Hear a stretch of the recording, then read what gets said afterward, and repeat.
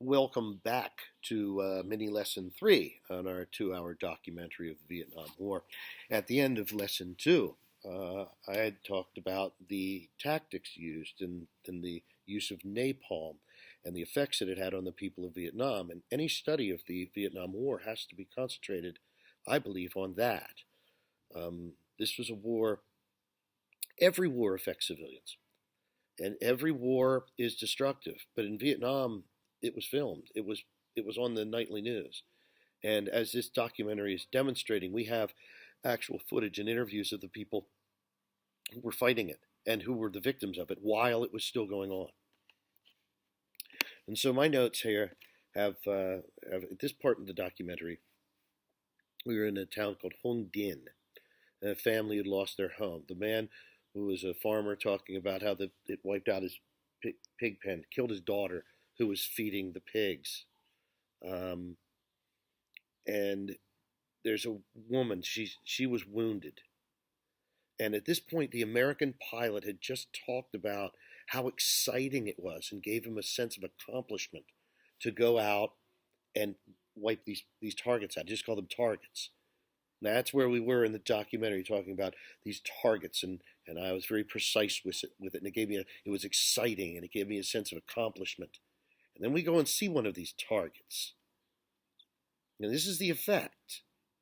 Okay? The woman telling the story of losing her sister. I thought I took better notes on this. She lost her sister. She had nowhere to go. It's heartbreaking. That was the effect of this war. That's the effect that the actions of the United States had in their war against communism. And again, I'll point out that to the Vietnamese, it was not that at all. It was a civil war, and it was very destructive. So I got a couple of quotes here. Technology made it that it was all business, strictly professionalism, very clean. I was a technician. And then the aftermath is just death and destruction. And then I have, do they understand the cause? These people that they're interviewing, what caused this? You ask the Americans, what caused this? Why are you here? To fight communism. We're here to fight communism. Because if we don't, it's a domino effect, and it'll go all the way down to Australia, and the communists will take over the world. You ask these victims, ask the Vietnamese people, what is this? And to them, it's obvious.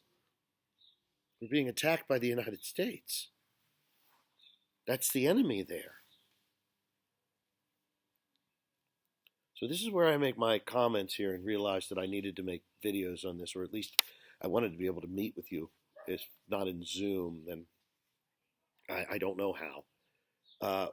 When it mentions that we fought the Chinese for 1,200 years. We fought the French for 100 years. This is the priest talking. And then he called it a war of genocide. And this reminded me of something that if we were in class, I would definitely bring up at this point.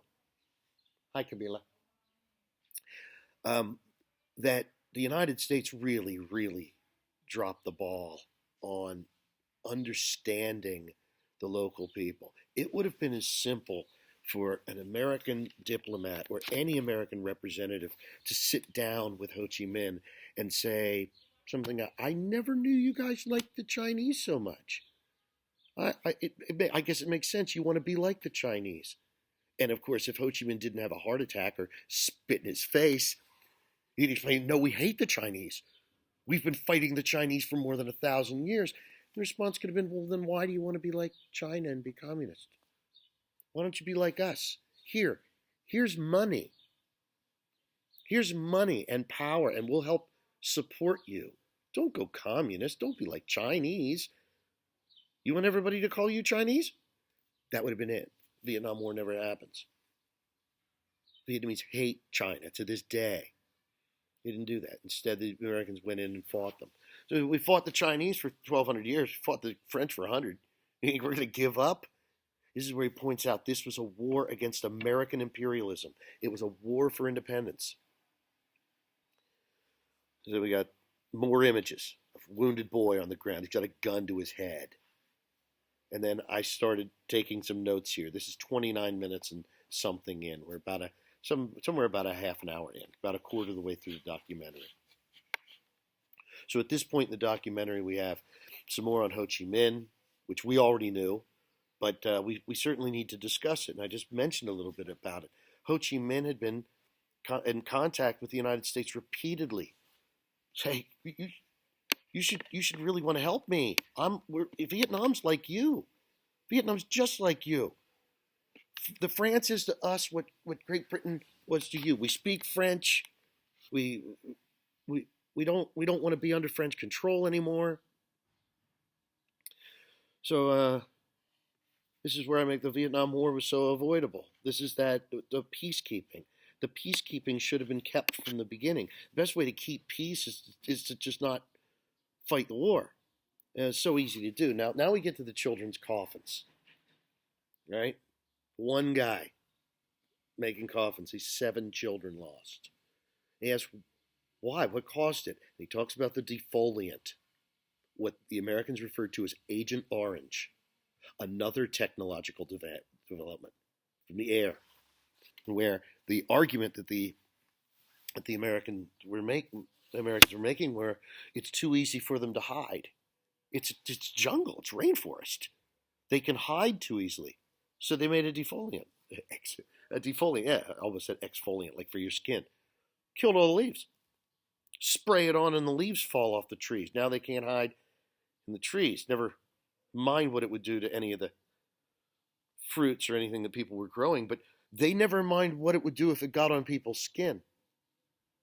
I would encourage you to, and I'll do some looking myself to see how many people it's estimated were killed through the use of Agent Orange, the defoliant.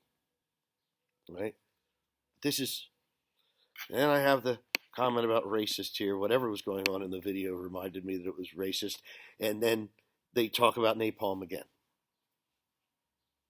And then we're back to the brothel. And my comment here is, fighting for freedom, I forgot how graphic this was. It's somewhere after 31st minute, if you want to go in and look for the nudity and the inappropriate stuff. And I would ask you to look and say, what does it say about the changing of the role and the status of women? Do you think the women that you're seeing in this documentary, do you think their status has improved through colonialism? Does it look like their life is better than it would be if the Americans weren't there, if the French hadn't been there, if this hadn't been the tradition? And so we got the Zippo lighter, 43.5, burning down the villages. This is another one of the practices. And I would ask you to imagine what would be your feelings of people who came into your village and set your stuff on fire, killed your animals, set your things on fire because they accused you of helping the enemy. Just imagine that. Imagine people that were obviously different. We're in Albania. Imagine Mexicans come here, speaking Spanish, look nothing like Albanians, and start setting fire to your buildings and saying, this is because you're helping the enemy. Do you think you could win a war like that?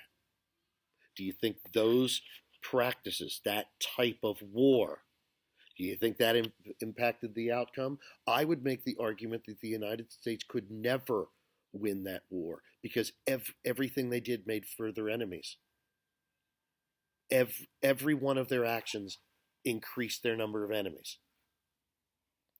So then they talked about the draft dodgers, and this, I don't know how much this has to do with us. They're talking about people, as I mentioned, conscription. The United States had conscription, and they drafted young men to go off and fight. And some of them went to Canada. Said, I won't go. Then the discussion became, you have to remember, this was 1974 when this documentary was made. The discussion that was had in the United States is, should they be allowed to ever come back? Or have they given up their right to be Americans? Okay. Further in down my notes, I've got the U.S. had dehumanized the Vietnamese to the point that the soldiers killed them without thought. If you're watching, it's a little bit after 47. That's the thing that I saw as I was watching the documentary, the interviews that we were having, talking about how they didn't see them as human. And so my notes at this point become, if you ask the Vietnamese person what caused this war, why is it being fought, what would he say? I put that to you. And I follow it with, if you ask an American person, what caused this war? Why is it being fought? What would he say? You notice how they're very different.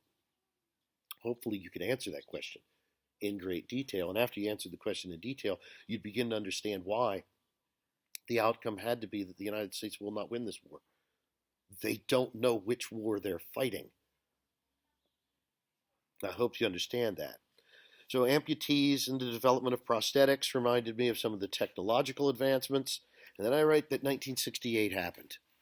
And this is where it really starts to fall apart, the anti-war movement. If you don't know anything about 1968, I'm going to leave that for another piece entirely, because I think I can wrap this up here with domino theory, which they've mentioned in the documentary at this point, and I've discussed.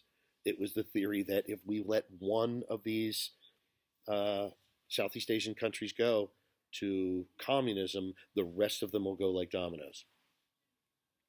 More burning villages, flamethrowers, more brutalized Vietnamese, as I've discussed. And then the lies of American politicians keep going. And it was it, kids being burned with napalm and CBUs. That was another one of the technological advances that were mentioned, CBUs. And I'm going to want to look that up myself as to what exactly a CBU is. And so this was a longer one. I'm going to call this one to a close, and there will be these going up regularly. But hopefully you've seen how a lot of the answers to at least being able to understand these things across the board for the Vietnam War are answered within this documentary. I think I'm going to open this up for questions at this point, and hopefully by now you'll have told me, when are we going to have that regular class or two during the week?